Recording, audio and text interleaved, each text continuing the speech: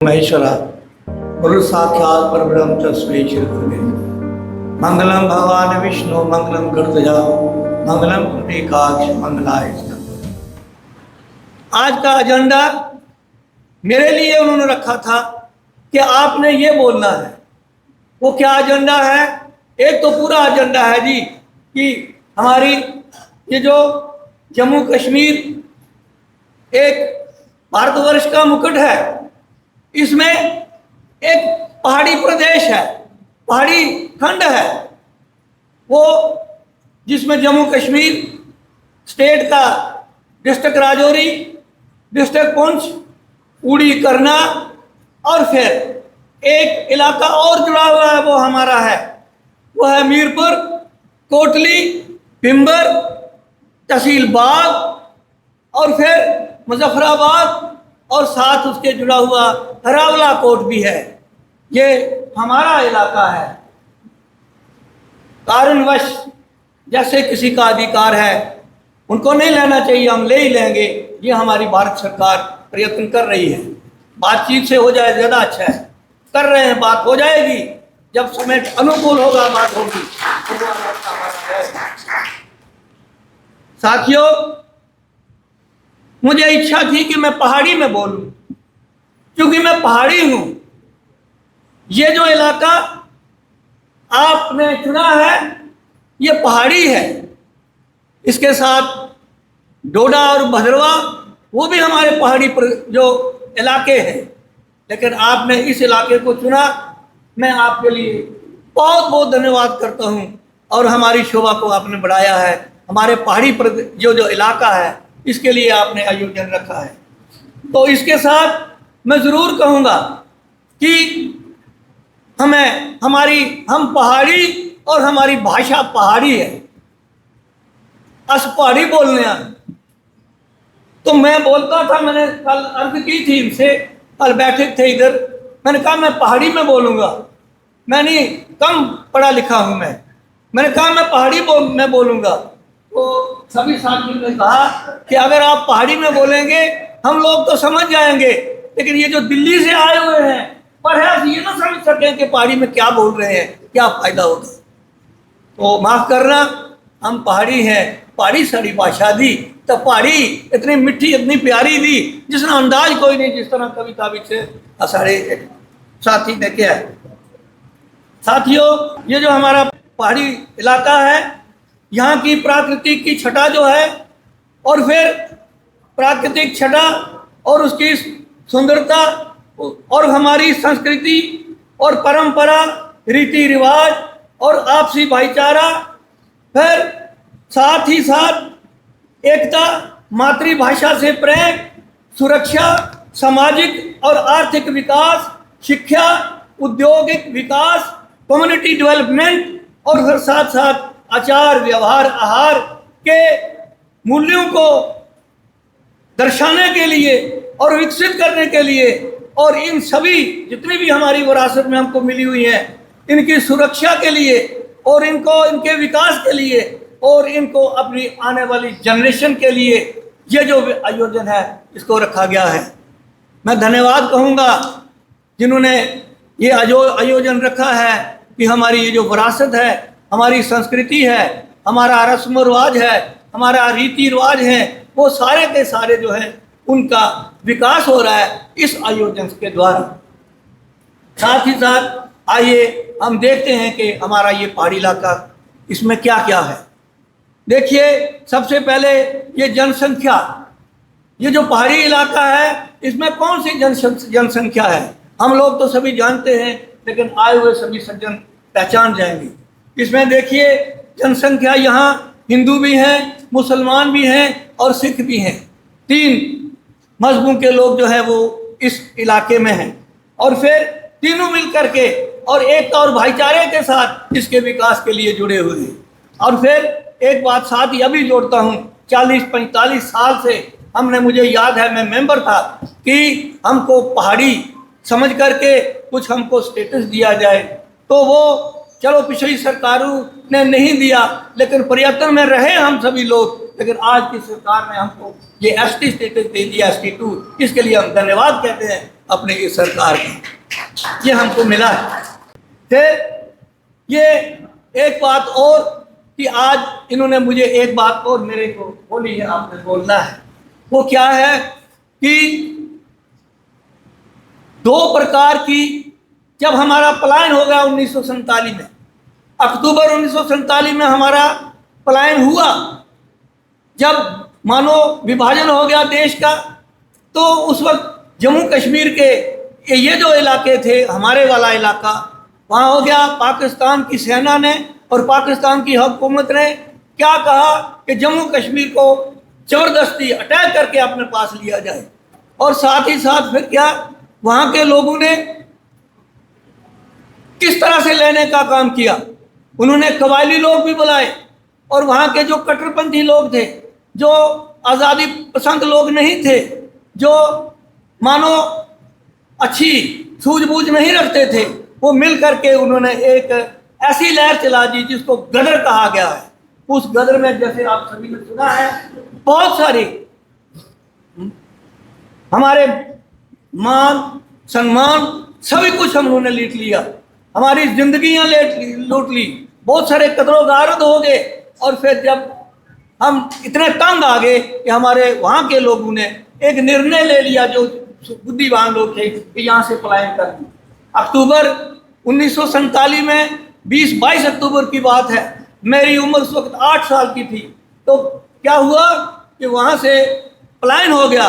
कुछ लोग उसी रात निकल करके पुंछ के रास्ते, क्योंकि बहुत सारे आदमी जो है उस कत्ल गारत में मारे गए, और फिर जो बचे वो रात निकल करके पुंछ आ गए। और फिर वो पुंछ आने वाले लोग कौन हैं? पुंछ आने वाले लोग मुजफ्फराबाद, बाग और फिर पलंगरी तहसील के लोग जो हैं वो रात आ गए। और दूसरी तरफ मीरपुर, कोटली और पिंबर के लोग जो हैं, हजारों की संख्या में कत्लेआम हुआ। वो जो बचे खचे वो किस रास्ते, नौशहरा जंगल, नौशहरा सुंदरबनी से जम्मू और दूसरे इलाकों में चले गए। हम लोग क्या हुआ, दूसरे दिन हमारे जो पेरेंट्स थे वो कहने लगे कल चलेंगे। जब कल आया तो सीज फायर हो गया, हम वहीं ठहर गए। ये शायद किसी को इस बात का कम, मैं जब बैठता हूँ तो सभी को सुनाता हूँ। तो वहाँ अक्टूबर 1947 से लेकर के अक्टूबर आगे 48, 49 और 49 लास्ट तक हम वहाँ फंसे रहे। बाकी लोग पुंछ आ गए, कुछ लोग इधर से जम्मू चले गए, लेकिन हम वहीं के वहीं रहे। हमारे साथ क्या हुआ ये आपको बताना चाहता हूँ।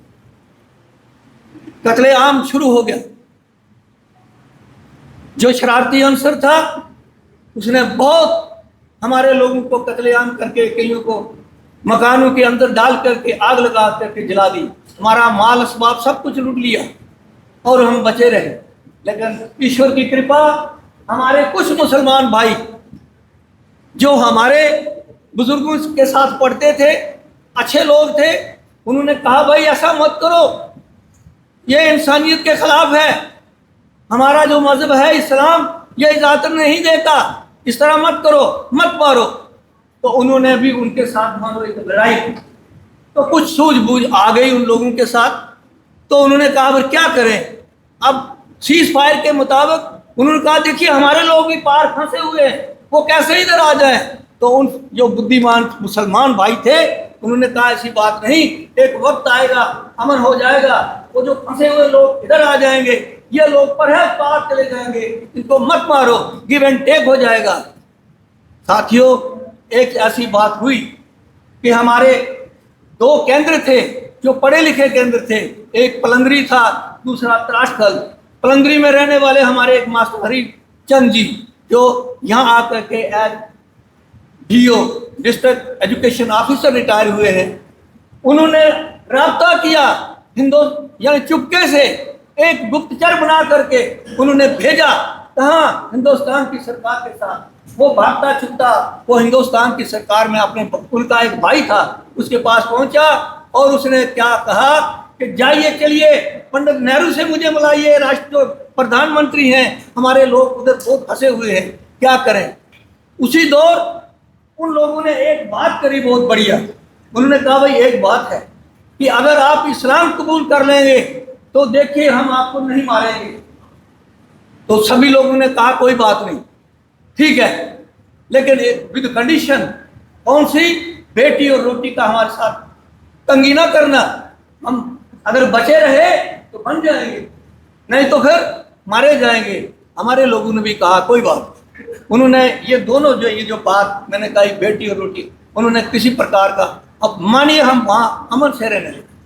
इधर पंडित नेहरू जी ने फौरन से यहाँ एक हाई कमिश्नर हिंदुस्तान का लाहौर में था, मेहता जी थे वो, एक हाई कमिश्नर उधर, और पाकिस्तान का हाई कमिश्नर, उन्होंने राब्ता किया दिल्ली में। तो एक समझौता हो गया कि जो लोग वहाँ से इधर आना चाहते हैं उनको लाइए, जो इधर से जाना चाहते हैं उनको ले जाइए। साथियों, अक्टूबर 1947 से लेकर के और 49 तक ये हम वहीं फंसे रहे। उसके बाद हमारा समझौता हुआ, हम वहाँ से चले और फिर इधर आ गए, इधर के लोग बहुत सारे उधर चले गए। इस तरह से हम क्या हुआ, हम हिंदुस्तान में आ गए। हमारी वो जो परंपरा थी, हमारी जो रीति रिवाज थे, हमारी जो संस्कृति थी, उसको हमने अपने पास बचाए रखा था। तो उसके मुताबिक हम भारतवर्ष में आ गए। वहाँ से हम लोग योल में चले गए। योल से होकर के फिर क्या हुआ कि वहाँ से कैंप इधर उधर चलने लगा। हमसे पूछा कि आप कहाँ जाना चाहते हो? कुछ लोग गंगानगर चले गए, राजस्थान चले गए, बीकानेर चले गए, अलवर चले गए। लेकिन हमारे जो बुजुर्ग थे उन्होंने कहा सारी जगह रियासत दी और जम्मू कश्मीर, असल मुड़ी जम्मू कश्मीर भी जो सब, यानी हम वापस जम्मू कश्मीर में आए। तो उन्होंने चुना हमारे इस जम्मू कश्मीर को, और चुना इस राजौरी को, और चुना इस पुंछ को। तो हम लोग आकर के यहाँ बस गए। और यहाँ आकर के क्या हुआ, दो हमारी महान शख्सियतें जिन्होंने हमको, मानो ये परंपरा, रीति रिवाज और संस्कृति, ये सब बचाए के रखा, और आगे डेवलपमेंट हुई और आज भी हो रही है। वो दोनों शख्सियतें कौन सी थी? एक शख्सियत थी जो आध्यात्मिक जो पर्सनैलिटी थी, वो हमारे गुरु साईं मेला राम जी महाराज थे, जिनकी ये गद्दी है जिसके विषय में गुरु जी ने बताया। उनकी छत्र छाया में आकर के और फिर सब लोग जितने भी इकट्ठे हो गए, और आज भी इकट्ठे हैं। इकट्ठे होकर के एकता, भाईचारा और आध्यात्मिक शिक्षा प्राप्त करके हम आज यहाँ विकसित रूप से रह रहे हैं। दूसरी शख्सियत साथियों, आज के युग में सबसे बड़ी मुझे तजर्बा है इस बात का कि राजनीतिक तौर पर भी हमारी कोई सहायता के लिए होना चाहिए। तो राजनीतिक तौर पर भी हमको मिल गया। राजनीतिक तौर पर भी मेरे अंकल ही थे, मास्टर बेली राम जी, जो 35-40 साल कंटिन्यूसली वो एमएलए इस इलाके के बनते रहे, उनकी शरण में चले गए। लिहाजा हमारा जो राजनीतिक विकास, हमारा जो सामाजिक विकास था, वो भी होता रहा। तो इस तरह से आज तक ये हमारा था। तो साथियों, तो इस तरह से मैं यहाँ कहूँगा, मुझे स्लिप मिल रही है। देखिए हमारी संस्कृति में क्या है, हमारे विवाह होते हैं तो क्या होता है, तो देखिए गुरु जी का एक लक्ष्य है कि मातृदेवो भव, पितृदेवो भव, आचार्य देवो भव और अतिथि देवो भव।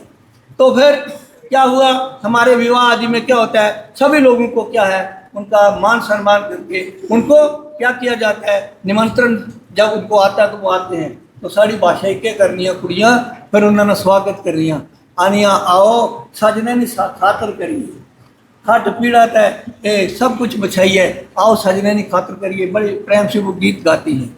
फिर नाले गलाहनिया सज्जन सवेला मंगाए तो सज्जन चिरके क्यों आए, इसमें क्या अर्थ था, मतलब इतना बड़ा वो मान सम्मान, अतिथि देवो भव इसमें आता है। हमारे बाहर के लोग जितने आते हैं, गुरु जी को सबसे बड़ी चिंता ये होती है कि ये जितने लोग आए हैं ये हमारे अतिथि हैं। हमको भी आदेश देते हैं, खुद भी करते हैं कि इनकी सेवा करो, इनका आदर करो। और आदर मान सम्मान जो है वो हमने गुरु जी से सीखा है, वो चल रहा है, हमारी परंपरा में जो है उसके मुताबिक जा रहे हैं। तो साथियों, साथ साथ देखिए ये जो हमारा विवाह आदि के, मुंडन आदि के संस्कार हैं, 16 संस्कार हैं जीवन के अंदर। उनमें ये जो जन्म से लेकर के, गर्भाधान से लेकर के आखिर तक 16 संस्कार हैं। उनमें विवाह, मुंडन आदि जो है ये हमारे संस्कार हैं, बड़ी धूमधाम से मनाते हैं। और देखिए इनमें प्राचीन काल में, वहाँ भी जब 1947 से पहले भी क्या था कि तमाम हिंदू, मुसलमान, सिख आपस में मिल करके ये जो खुशियाँ हैं मनाती हैं। और आज के बाद ये जो हमारी राष्ट्रीय सतह पर भी जो महोत्सव उत्सव होते हैं उनको भी हम मनाते हैं। साथ साथ गुरु गद्दियों के विषय में सभी ने बता दिया। हमारी संस्कृति, रस्म रिवाज, परंपरा ये सारी की सारी वैदिक पद्धति के मुताबिक हम लोग चल रहे हैं। तो साथ मैं जरूर कहूँगा कि शिक्षा में भी हम लोगों ने अभी कुछ निराशावादी लोग कर रहे हैं। मैं नहीं मानूंगा इस बात को। शिक्षा के मैदान में जितना हम लोगों ने विकास किया है, हम दावे से कहते हैं पहाड़ी लोग कि हम भारतवर्ष के किसी इलाके से कम नहीं है। हम इस इलाके को हम मिनी कैपिटल भी कह रहे हैं। तो इस तरह से ये हमारे गुरु महाराज का और सभी अच्छे लोगों का कृपा है। राजनीतिक तौर पर भी हमारे स्कूल कॉलेज खुले हैं और फिर क्या उनमें जो हमारी परंपरा है, उनमें हमारी जो संस्कृति है वो बाकायदा अभी अभी उनका विकास हो रहा है। तो साथियों, इसके साथ साथ मैं ज़रूर कहूँगा हमारी जो क्या है शिक्षा में सबसे बड़ा काम है हम लोग क्या है simple living and high thinking हमारी सोच है। और हम बच्चों को भी ये संदेश देते हैं कि सिंपल रह करके, गुर्बत में भी रह करके सबसे बड़ा काम आपने क्या करना है, शिक्षा प्राप्त करनी है और शिक्षा प्राप्त कर रहे हैं। ये आदेश, ये आशीर्वाद है हमारे गुरु जी महाराज का। तो पहाड़ी भाषा के लिए एक बात जरूर कहूँगा कि देश के अंदर कहते हैं 8वें शेड्यूल में कुछ जो भाषाएं हैं उनको शामिल किया जाता है, तो बहुत उससे लाभ होता है। डोगरी को मिला, बाकी इलाकों बाकी भाषाओं को मिला। हम आज इस मंच से जरूर ये प्रार्थना करते हैं अपनी भारत सरकार से कि हमारी पहाड़ी भाषा जो है इसको भी 8वें शेड्यूल में जो है वो शामिल किया जाए, ताकि हमारा तो अधिक कुछ ना कहता हुआ समय ले लिया। मैंने पहले आपसे याद किया था, 2-3-4 बार हमारे देश ने रखा है, तो मैं ज़्यादा कुछ ना कहता हुआ यही प्रार्थना करूँगा कि हमारे ये जो आप लोग आए हैं आपका बहुत बहुत धन्यवाद। हमें बहुत कुछ प्राप्त हुआ है। गुरु महाराज की ये देन है, गुरु महाराज की ये देन है हमारी गुरु गद्दी की कि आप लोग यहाँ आए।